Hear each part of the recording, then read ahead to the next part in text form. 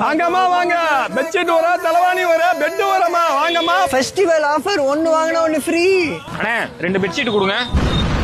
ஐயோ மழை வருதா? சரி தம்பி, டக்குனு எடுத்து மலைக்கு போடுறோம் தம்பி. அண்ணே போட்ட காசுலாம் போயிட போதுண்ணே. அல்லாஹ்வே, எனக்கு மட்டும்தான் ஏதோ அப்படி நடக்குதோ. தீபாவளிக்கு கடை போடணும் பாய். 3000 ரூபாய் பணம் வாங்கி கொடுங்க பாய். அண்ணா நீங்க நவாஸ் பாய்ட்ட கேளுங்க, அவர் உங்களுக்கு ஹெல்ப் பண்ணுவாரு. கடனை உடனே வாங்கி கடன் வச்சோம்பா.